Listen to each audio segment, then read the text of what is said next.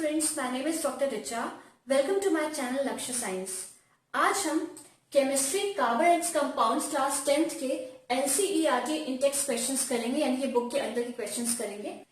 पहला क्वेश्चन है कि what would be the electron dot structure of carbon dioxide which has the formula CO2।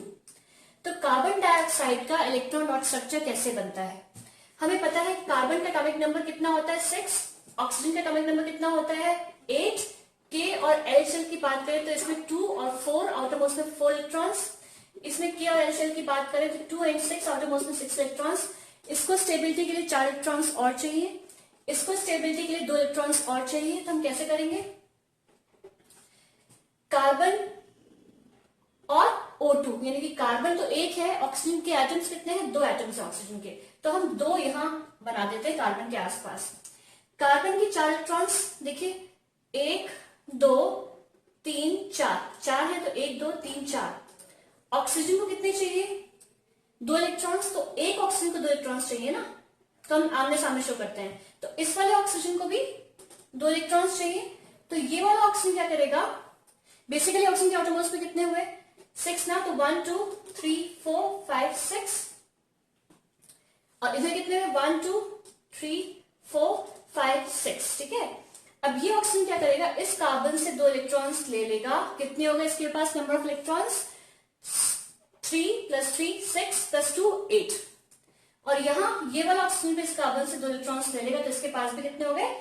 6 + 2 8 electrons. ठीक है, अब ये कार्बन क्या करेगा? कार्बन इन सब से 2 इलेक्ट्रॉन्स ले लेगा, तो कार्बन के पास कितने हो गए? 1 2 3 4 5 6 7 8। इसके पास भी 8 इलेक्ट्रॉन्स हो गए। तो कौन सा बॉन्ड बना? Double bond. तो O double bond C double bond O, ये क्या हो गया? ये आपका हो गया CO2। इस तरीके से हम इलेक्ट्रॉन और स्ट्रक्चर बनाएंगे CO2 का। क्लियर? अब नेक्स्ट क्वेश्चन है कि what would be the electron dot structure of a molecule of sulphur which is made up of 8 atoms of sulphur. Molecule of sulphur की अगर बात हो रही है तो मॉलिक्यूलर फॉर्म में सल्फर किस तरीके से रहता है? S1 के फॉर्म में सल्फर के 8 एटम्स रहते हैं। अब हम इसको कैसे बनाएं? देखिए, तो S8 एटम्स मैंने यहां बना दिए हैं। अब ये शेयरिंग कैसे करेगा? तो देखिए, सल्फर का जो एटॉमिक नंबर होता है वो होता है 16, तो KLM 3 शेल्स बनेंगे, और K शेल में 2 मैक्सिमम आ सकते हैं, L शेल में 8 और M शेल में 6। तो हम किसके बारे में बात करेंगे? 6 इलेक्ट्रॉन्स के बारे में। तो हम क्या करेंगे? देखिए, सल्फर के आउटर मोस्ट में कितने हैं? 6 हैं। तो हम कैसे करेंगे? देखिए, 1 2 आमने सामने हमें इसलिए लगाना है क्योंकि एक वो इससे लेगा और एक इलेक्ट्रॉन वो इससे लेगा। तो 1 2 3 4 5 6 ऐसे जो है आपको आमने सामने एक एक इलेक्ट्रॉन दिखाना रहेगा, इधर और एक इधर। तो 1 2 3 4 5 6 1 2 3 4 5 6 1 2 3 4 5 6 1 2 3 4 5 6 1 2 3 4 5 6 1 2 3 4 5 6।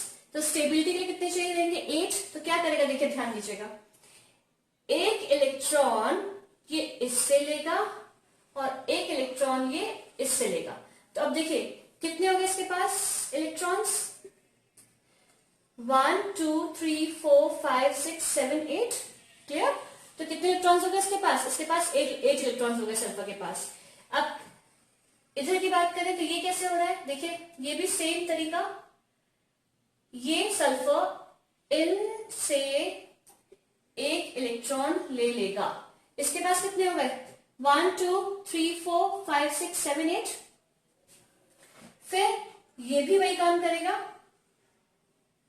तो इस तरीके से थोड़ा सा ध्यान रखिए कैसे ये इलेक्ट्रॉन्स जो है शेयर कर रहा है।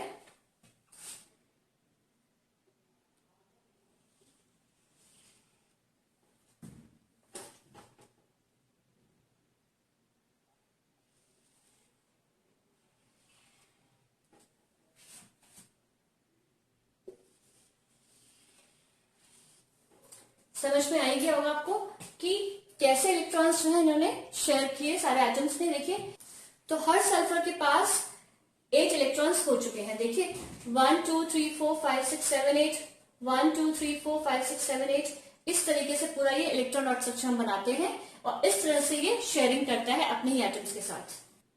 अब नेक्स्ट क्वेश्चन है, how many structural isomers can you draw for pentane. Pentane के हम कितने आइसोमर्स बना सकते हैं मैक्सिमम, तो देख लेते हैं। देखिए पेंटेन का फॉर्मूला क्या होता है, C5H12, C5H12। तो एक तो बन जाएगा नॉर्मल पेंटेन,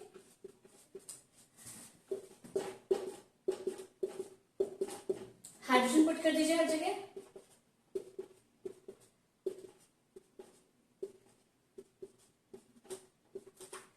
तो कितना हुआ ये देखिए 1 2 3 4 5, और ये कितने हो गए 3 + 3 6 7 8 9 10 11 12। तो इसको हम बोलेंगे नॉर्मल पेंटेन, ये हो गया नॉर्मल पेंटेन। ठीक है, अब यानी कि इसका कौन सा स्ट्रक्चर हो गया, फर्स्ट स्ट्रक्चर हो गया। इसका फर्स्ट स्ट्रक्चर क्या हो गया, ये नॉर्मल पेंटेन। अब हम बनाते हैं सेकंड स्ट्रक्चर। सेकंड स्ट्रक्चर क्या हो जाएगा इसका 1 2 3, यहां से ब्रांच निकाल देंगे जिसमें हमारा कौन सा ग्रुप है, ये मिथाइल ग्रुप अटैच हो जाएगा। और ये देखिए 1 2 3 4 5, हाइड्रोजन सब जगह पुट कर दीजिए।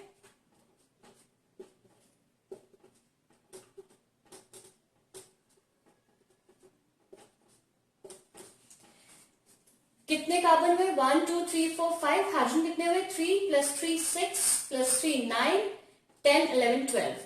तो ये कितना हो गया हमारा प्रॉपर वही C5H12। तो स्ट्रक्चर आपका डिफरेंट हो गया लेकिन फॉर्मूला यही है, इसी को तो हम बोलते हैं isomers which have same molecular formula but different structural formula. तो अब जो है इसका नाम क्या हो जाएगा, नंबरिंग मैंने पहले आपको बताया था कि IUPAC में 1 2 3 4, या मैं यहां से नंबरिंग करूं 1 2 3 4, हम लोएस्ट कार्बन रूल लेते हैं। तो लोएस्ट कार्बन पे हमारा कौन सा ग्रुप है, मिथाइल ग्रुप है। तो नाम क्या हो जाएगा इसका, इसका नाम हो जाएगा 2 मिथाइल, कौन सा ग्रुप है, मिथाइल सब्सटेंट लगा हुआ है इसके साथ मिथाइल। पेरेंट चेन में कितने कार्बन है 1 2 3 4, 2 मिथाइल ब्यूटेन। ये इसका IUPAC नेम हो गया। कौन सा नाम हो जाएगा इसका, ये IUPAC नेम है इसका। ये नाम क्या हो जाएगा इसका IUPAC। और कॉमन नेम इसका क्या है, कॉमन नेम इसका क्या है, मैंने बताया था कि मिथाइल ग्रुप जब अटैच होता है कार्बन के साथ हम क्या बोलते हैं, आइसो पेंटेन, आइसो पेंटेन। तो ये आपका आइसोपेंटेन हो गया, कॉमन नेम ये हो गया, IUPAC नेम ये हो गया 2 मिथाइल ब्यूटेन। थर्ड स्ट्रक्चर कौन सा है, देखिए 1 2 3 4 5, अब हर जगह हम वैलेंसी सेटिस्फाई करके हाइड्रोजन पुट कर देंगे।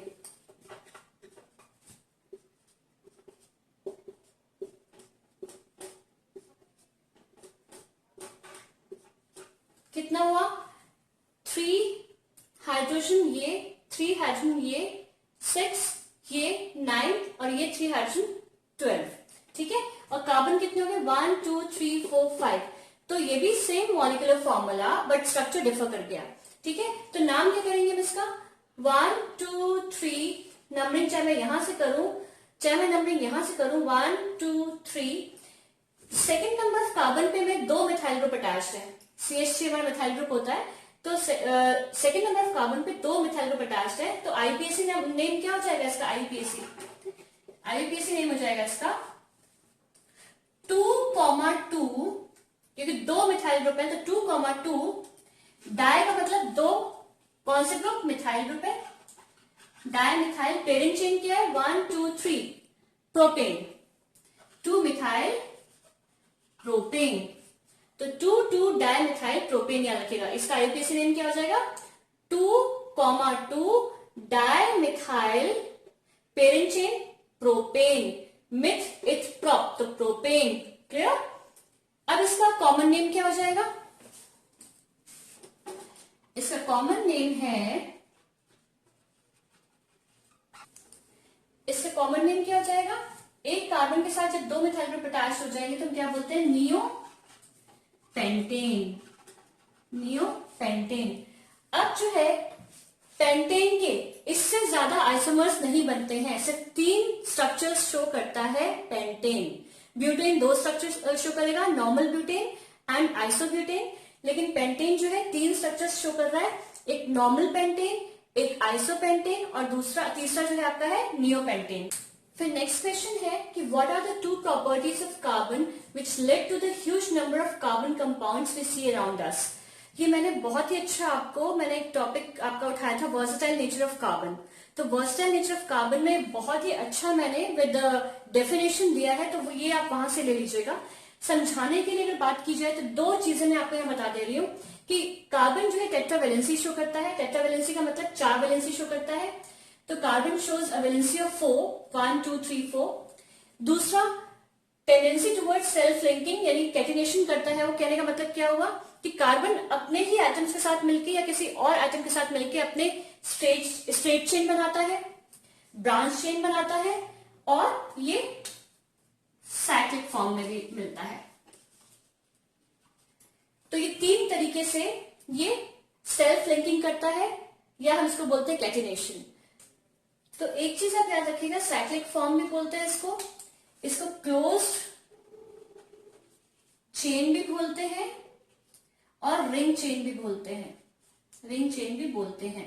तो ध्यान रखिए, क्लोज चेन भी बोलते हैं, रिंग चेन भी बोलते हैं, साइक्लिक फॉर्म भी बोलते हैं। किसको? इसको। ठीक है, तो close chain, ring chain, cyclic form अगर बात होती है तो इसी की बात हो रही है। नेक्स्ट क्वेश्चन है कि draw the structures for the following compounds. इसका स्ट्रक्चर बनाना है इथेनोइक एसिड का, ब्रोमोपेंटेन का, ब्यूटेनोन, देन हेक्सेनल। तो हम पहला उठाते हैं क्या, इथेनोइक एसिड। इथेनोइक एसिड क्या होता है फॉर्मूला इसका, CH3। हम फॉर्मूला नहीं करते, चलिए हम आपको फॉर्मूला बाद में बनाएंगे, पहले स्ट्रक्चर बना लेते हैं।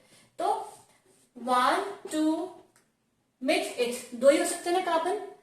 तो ओइक एसिड यानी क्या मतलब, वो कार्बोक्सिलिक एसिड है। ये क्या होता है इसका फॉर्मूला, COOH। कौन सा फंक्शनल ग्रुप है, COOH। तो अगर मैं यहां लगा दूं C double bond O OH और ये क्या हो जाएगा, H। तो ये क्या हो गया, ये हो गया CH3 COOH। तो ये आपका फॉर्मूला हो गया किसका, CH3 COH और स्ट्रक्चर इसका ये है। चलिए नेक्स्ट बनाते हैं। अब नेक्स्ट है ब्रोमोपेंटेन। ब्रोमोपेंटेन की अगर हम बात करें, ब्रोमोपेंटेन की, तो पेंटेन का फॉर्मूला हमें पता है होता है C5H12। लेकिन यहां क्या हो जाएगा, क्योंकि यहां हमें ब्रोमीन पुट करना है, तो पहले हम देखिए बना लेते हैं स्ट्रक्चर। 1 2 3 4 5, एक जगह ब्रोमीन हम यहां पुट कर देते हैं। अब देखिए अगर मैं यहां हाइड्रोजन पुट करती हूं तो क्या हो जाएगा, अगर मैं यहां हाइड्रोजन पुट कर रही हूं तो फॉर्मूला क्या हो जाएगा, फॉर्मूला हो जाएगा C5 1 2 3 4 5, H कितना हो जाएगा, 3 4 5 6 7 8 9 10 11 हाइड्रोजन हो जाएगा और यहां हम Br लगा देंगे। तो फॉर्मूला हो गया C5H11Br, क्योंकि एक हाइड्रोजन हमारा हट गया, इसलिए क्या चीज आ गई है, ब्रोमीन आ गई है। तो ये ब्रोमोपेंटेन हो गया आपका स्ट्रक्चर। ठीक है, अब थर्ड क्या है, थर्ड है ब्यूटेनोन। ब्यूटेनोन की अगर हम बात करें तो पहले स्ट्रक्चर बना लेते हैं। ब्यूटेनोन कौन सा, CO आएगा ना फंक्शनल ग्रुप इसमें, CO। तो C डबल बॉन्ड O होता है हमेशा 1 2 3 4। यहां आप हाइड्रोजन पुट कर दीजिए।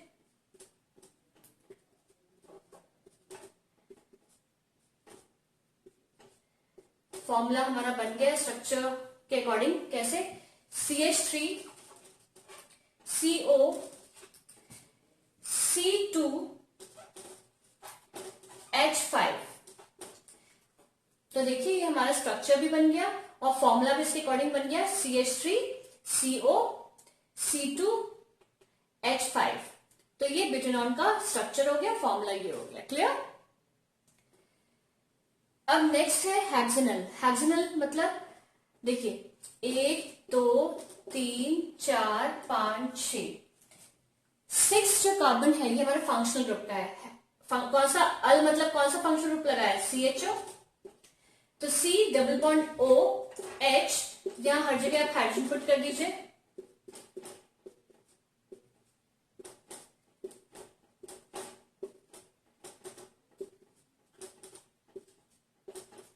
तो फॉर्मूला क्या हो गया,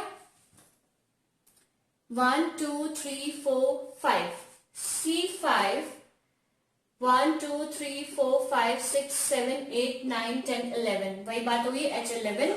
और हमने हेक्सानल बनाते हुए हमने इस फंक्शनल ग्रुप का कार्बन तो इंक्लूड किया था, लेकिन जब हम फंक्शनल ग्रुप को फॉर्मूले के फॉर्म में लिखते हैं तो हम CHO प्रॉपर लिखेंगे यहाँ। तो ये क्या हो गया, C5H11 CHO, ये आपका स्ट्रक्चर हो गया, ये आपका फॉर्मूला हो गया। जो भी हमने क्वेश्चन किया था उसी पे आगे पूछा है कि क्या स्ट्रक्चर्स ब्रोमोपेंटेन के और पॉसिबल है। बिल्कुल पॉसिबल है। अगर मान लीजिए मैं ये स्ट्रक्चर बना रही हूँ 1 2 3 4 5, तो ब्रोमोपेंटेन की बात हो रही है 1 2 3 4 5। मैं यहां भी तो ब्रोमीन रख सकती हूँ कि नहीं रख सकती हूँ, मैं यहां भी ब्रोमीन रख सकती हूँ। फिर नेक्स्ट स्ट्रक्चर मैं बनाऊंगी तो मैं यहां भी ब्रोमीन रख सकती हूँ इस जगह।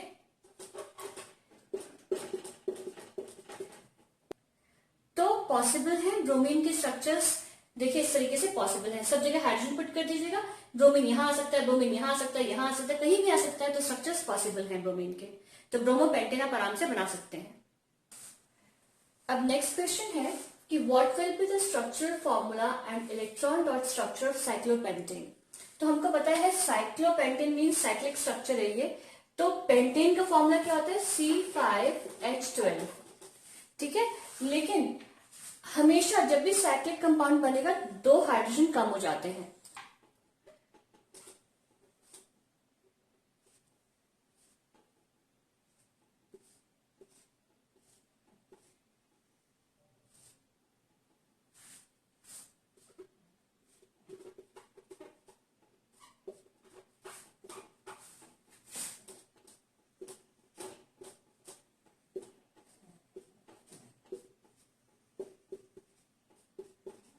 तो पेंटेन मतलब कार्बन 5 होंगे, 1 2 3 4 5। हाइड्रोजन जो है वो 2 कम हो जाएंगे साइक्लिक स्ट्रक्चर में, तो कितने हो जाएंगे 10। तो कितने हुए ये 1 2 3 4 5 6 7 8 9 10। तो ये स्ट्रक्चर आपका साइक्लोपेंटेन का होता है। साइक्लिक स्ट्रक्चर में हमेशा 2 हाइड्रोजन कम हो जाते हैं, तो ये याद रखिएगा। अगर मान लीजिए ब्यूटेन का फॉर्मूला आएगा तो होता है वो C4H10, लेकिन जब साइक्लिक आएगा, फॉर एग्जाम्पल साइक्लोब्यूटेन बनाएंगे, साइक्लोब्यूटेन, तो आप कैसे बनाएंगे, आप क्या करेंगे 2 हाइड्रोजन कम कर देंगे और इस तरीके से जो आपका स्ट्रक्चर बन जाएगा।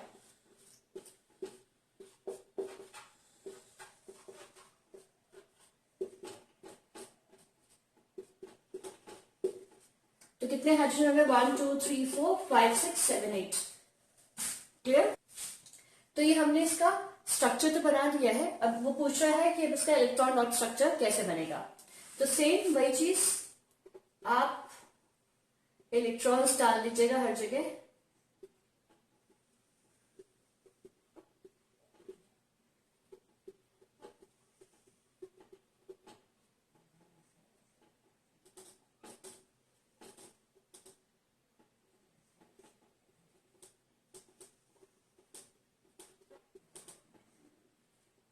देखिए कैसे हम सर्किल करेंगे इसको।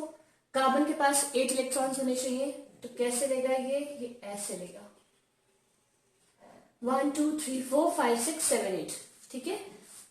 ये वाला कार्बन भी जो है इनसे सबसे ले लेगा, तो 1 2 3 4 5 6 7 8। ये वाला कार्बन भी इस तरीके से इलेक्ट्रॉन जो है ले लेगा। थोड़ा टेढ़ा मेढ़ा बन रहा है, तो देखिए 1 2 3 4 5 6 7 8। ये वाला कार्बन भी इन सबसे ले लेगा, तो कितने हो गए 1 2 3 4 5 6 7 8।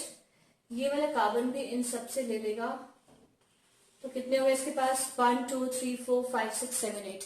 तो इस तरीके से सबने अपने आप को सेटिस्फाई कर लिया है इलेक्ट्रॉन्स को शेयर करके। अब हाइड्रोजन ऐसे ले लेगा,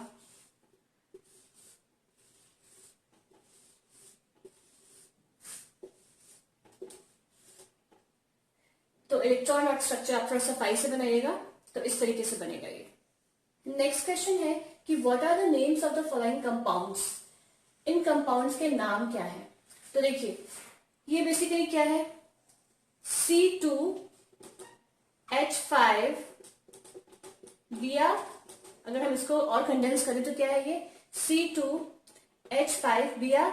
ये क्या है आपको पता है CH3 जो होता है, अगर यहाँ CH3 होता तो CH3 क्या होता है, CH3 होता है आपका मिथाइल, और ये क्या है, एक C बड़ा एक दो H बड़े, तो CH2 का डिफरेंस हुआ, तो हम क्या बोलेंगे इसको, इथाइल ब्रोमाइड, और क्या बोल सकते हैं इसको, ब्रोमो इथेन। दो कार्बन है तो इथाइल ब्रोमाइड बोल सकते हैं, या फिर हम क्या बोल सकते हैं, ब्रोमो इथेन। ये क्या है, ये देखिए बेसिकली अगर मैं इसको और कंडेंस करूं तो क्या है ये HCHO, एक कार्बन है, और फंक्शन ग्रुप क्या है ये है aldehyde group CHO, aldehyde group. तो CHO एक कार्बन है, तो हम क्या बोलेंगे, मिथेन तक तो हम बोलते ही है, ई हट जाएगा। इसका सफिक्स क्या होता है CHO का, अल, तो मिथेनल, और इसका दूसरा नाम भी है फॉर्मेल्डिहाइड। क्लियर। तो एक कार्बन से हम क्या बना रहे हैं, ये बेसिकली हमारा मिथेनल है, और इसका दूसरा नाम एक और है, वो है फॉर्मेल्डिहाइड। फिर नेक्स्ट है आपका 1 2 3 4 5 6 कार्बन है, मतलब हेक्स है ये, और इसमें 3 बॉन्ड्स हैं, मतलब एल्काइन ग्रुप का मेंबर है ये। तो क्या नाम हुआ इसका, हेक्साइन। क्या नाम हो गया इसका, हेक्साइन, भी ट्रिपल बॉन्ड है, कार्बन 6 है, तो हेक्साइन। क्लियर। अब नेक्स्ट क्वेश्चन है कि why is the conversion of ethanol to ethanoic acid and oxidation reaction. तो देखिए बेसिकली ये क्या है, ये है इथेनॉल, और ये क्या है, इथेनोइक एसिड। ये होता कैसे है, ऑक्सीडेशन रिएक्शन कैसे हुई है, देखिए the conversion of ethanol to ethanoic acid is called an oxidation reaction because oxygen is added to it during this conversion। आपके बुक में जो है सिर्फ सीधे डायरेक्ट बता दिया गया है कि इथेनॉल में हमने बेसिकली क्या है, ये एल्कलाइन KMnO4 पोटेशियम परमैंगनेट, और हमने हीट किया, या एसिडिफाइड पोटेशियम डाइक्रोमेट ले और हीट करें तो क्या बनता है, इथेनोइक एसिड। लेकिन अगर तरीके से देखा जाए तो होना क्या चाहिए था, CH3 CH2OH plus nascent oxygen. इसमें जो है नेसेंट ऑक्सीजन का मतलब होता है न्यू बॉर्न ऑक्सीजन, जो रिएक्शन में तुरंत बनती है, इसको बोलते हैं नेसेंट ऑक्सीजन। नेसेंट ऑक्सीजन जो है रिएक्ट करेगी, यानी कि because oxygen is added to it, ये ऑक्सीजन ऐड किया जाता है इसके साथ, और यहाँ वाटर बनता है। तो रिएक्शन का जैसे ये होनी चाहिए, पर आपकी बुक में जो है नेसेंट ऑक्सीजन के बारे में और वाटर के बारे में नहीं बताया है, डायरेक्ट बता दिया गया है। तो ये रिएक्शन यही लिखा है इसीलिए कि the conversion of ethanol to into ethanoic acid is called an oxidation reaction, because oxygen, ये कौन सा है, ऑक्सीजन है, न्यूबॉर्न ऑक्सीजन है, जब रिएक्शन होती है तभी बनती है ये। तो न्यूबॉर्न ऑक्सीजन इज एडेड, यानी कि nascent oxygen is added to it during this conversion. और ये होता कैसे है, कि एल्कलाइन पोटेशियम पर मैग्नेट या फिर एसिडिफाइड पोटेशियम डाइक्रोमेट इसको ऐड करवाता है और वाटर बनता है फिर यहाँ। नेक्स्ट क्वेश्चन है कि a mixture of oxygen and ethyne is burn for welding, can you tell why a mixture of ethyne and air is not used. देखिए जब भी हम ऑक्सीजन और इथाइन के मिक्सचर को बर्न करवाएंगे तो इसमें कंप्लीट कंबशन होता है। कंप्लीट कंबशन का मतलब ब्लू फ्लेम निकलेगी, और ब्लू फ्लेम बहुत हॉट होती है और बहुत हाई टेम्परेचर की वजह से हम इसको वेल्डिंग में यूज करते हैं। लेकिन अगर हम वही बात करें mixture of ethyne and air, तो क्या हो जाएगा, इसमें सूटी फ्लेम निकलेगी, यानी कि येलो फ्लेम निकलेगी, और येलो फ्लेम उतनी हॉट नहीं होती है कि वो मेटल को मेल्ट कर दे और वेल्डिंग में यूज कर सके हम इसको। तो इसीलिए mixture of oxygen and ethyne इसी को यूज किया जाता है वेल्डिंग में। Mixture of ethyne and air को नहीं यूज किया जाता है क्योंकि इसमें इनकम्प्लीट कंबशन होता है। क्लियर। तो वही वो बोल रहा है कि if a mixture of oxygen and ethyne is burn, then ethane burns completely, producing blue flame which is extremely hot and produces very high temperature, which is used for welding metals. And a mixture of ethine and air is not used for welding because burning of ethine and air produces sooty flame due to incomplete combustion, which is not enough hot to melt metals for welding. अब next question है, how would you distinguish experimentally between an alcohol and a carboxylic acid? आप alcohol और carboxylic acid को कैसे distinguish करेंगे? तो हमको ये चीज पता है कि कार्बोक्सिलिक एसिड, जो कि हमने रिएक्शन में पढ़ चुके हैं हम पहले केमिकल प्रॉपर्टीज में, कि reaction with carbonates and hydrogen carbonates के हमने रिएक्शन दिखाई थी किसके साथ? कार्बोक्सिलिक एसिड के साथ, यानी कि इथेनॉइक एसिड के साथ। ठीक है, तो वही हम यहाँ भी अप्लाई करेंगे। क्या कि जो कार्बोक्सिलिक एसिड्स होते हैं वो सोडियम हाइड्रोजन कार्बोनेट के साथ जब हम रिएक्ट करवाते हैं इसको, तो क्या होता है? ब्रिस्क एफरवेसेंस निकलती है किसकी? CO2 की। एफरवेसेंस का मतलब क्या होता है? बहुत तेजी से, ब्रिस्क मतलब बहुत तेजी से झाग निकलता है किसका? कार्बन डाइऑक्साइड का। ठीक है, तो इससे हमें समझ में आता है कि कार्बोक्सिलिक एसिड, यानी कि हमने वहां एक्सपेरिमेंट करवाया था इथेनॉइक एसिड का। तो इथेनॉइक एसिड को जब हम रिएक्ट करवाते हैं सोडियम हाइड्रोजन कार्बोनेट के साथ, तो क्या होता है? ब्रिस्क एफरवेसेंस, तेजी से निकलती है कार्बन डाइऑक्साइड गैस। और कैसे पता चलता है हमको कि कार्बन डाइऑक्साइड गैस ही है? एक तो एफरवेसेंस से पता चलता है, झाग से। दूसरा, हम उसको लाइम वाटर में जब हम मिक्स करते हैं तो वो मिल्की हो जाता है। कैसा हो जाता है वो? It turns milky. तो चलिए इसको एक्सपेरिमेंट करते हैं। टेस्ट ट्यूब ए लेते हैं जिसमें हम क्या करते हैं? सोडियम हाइड्रोजन कार्बोनेट लेते हैं 0.5 ग्राम NaHCl3, यानी कि सोडियम हाइड्रोजन कार्बोनेट। उसमें हमने क्या ऐड करवाया? इथेनॉल, यानी कि C2H5OH। कोई बबल्स नहीं बने इसमें। वही टेस्ट ट्यूब बी में हमने क्या किया? हमने टेस्ट ट्यूब बी में लिया वही sodium hydrogen carbonate plus ethanoic acid. तो क्या बना? बबल्स बने किसके? CO2 के। तो लाइम वाटर में अगर हम कार्बन डाइऑक्साइड गैस पास करवाते हैं तो lime water turns milky. It means CO2 gas is present in this. तो हमने यहाँ अल्कोहल ग्रुप का मेंबर जो लिया है इथेनॉल लिया है, और कार्बोक्सिलिक एसिड का मेंबर हमने क्या लिया? Ethanoic acid. इस तरह से आप रिएक्शन करवा के बता सकते हैं कि डिफरेंस क्या है दोनों के बीच में। नेक्स्ट क्वेश्चन है, व्हाट आर ऑक्सीडाइजिंग एजेंट्स? देखिए, ऑक्सीडाइजिंग एजेंट्स वो होते हैं, वो सब्सटेंस जो कि which gives oxygen for oxidation, जो अपना ऑक्सीजन दे देता है for oxidation, is called an oxidising agent. ये हम केमिकल रिएक्शंस एंड इक्वेशंस में बहुत अच्छे से पढ़ चुके हैं। Alkaline potassium permanganate and acidified potassium dichromate are strong oxidizing agents। ये strong oxidizing agents होते हैं। Next question है फिर कि would you be able to check if water is hard by using a detergent? नहीं, ये बिल्कुल पॉसिबल नहीं है, बिकॉज जो हार्ड वाटर है उसमें भी डिटर्जेंट जो है लादर देता है, मीन्स झाग प्रोड्यूस करता है। तो no, we would not be able to check whether a sample of water is hard by using a detergent, because A detergent forms lather easily even in hard water। Hard water के अंदर भी वो आराम से झाग बना लेता है। अब नेक्स्ट क्वेश्चन है कि people use a variety of methods. लोग अलग अलग तरीके से कपड़ों को साफ करते हैं। कभी वो उसमें सोप ऐड करके उसको बीट करते हैं बड़े बड़े स्टोन्स के ऊपर रखकर, या फिर कभी वो उस पर थपकी मार के उसको साफ करते हैं, है ना। या फिर उसको ब्रश करते हैं, स्क्रब करते हैं ब्रश से with the help of a brush. तो ऐसा क्यों होता है? और the mixture is agitated in a washing machine, और वॉशिंग मशीन के अंदर भी इसको रगड़ा जाता है। रगड़ना क्या होता है? वॉशिंग मशीन इसको एजिटेट करती है।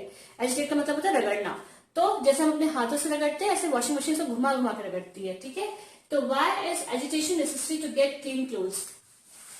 तो अगर हम कपड़े को सोप सॉल्यूशन में धोएंगे तो जब उसको रगड़ते हैं तो क्या होगा? जो माइसेल्स होते हैं जो कंटेन करते हैं ऑयली और ग्रीसी डर्ट पार्टिकल्स। माइसेल्स का मतलब आपको मैं आगे जब आपका एनसीईआरटी क्वेश्चंस आएंगे तो माइसेल फॉर्मेशन भी दिखाऊंगी। तो उसमें होता क्या है कि माइसेल फॉर्मेशन होता है, क्या करता है ये कि बेसिकली जो डर्ट पार्टिकल्स होते हैं उस पे जाके ये इसके जो लॉन्ग हाइड्रोकार्बन चेन जो है कहाँ जाके चिपक जाती है? डर्ट पार्टिकल पे। और जो इसका आयनिक यानी शॉर्ट आयनिक पार्ट जो होता है कहाँ रहता है? पानी के अंदर। तो जब उसको रगड़ेंगे तो क्या होगा? ये जो माइसेल बनता है बेसिकली क्या करेगा? ये डर्ट पार्टिकल को खींच लेते हैं। ये डर्ट पार्टिकल को खींच लेंगे और पानी के अंदर उसको रिमूव कर देंगे। इस तरीके से जो डर्टी क्लॉथ है वो साफ हो जाता है। तो आज के लेक्चर में जो भी आपके क्वेश्चंस हो, जो भी आपकी क्वेरीज हो, वो आप कमेंट बॉक्स में कमेंट करके पूछ सकते हैं।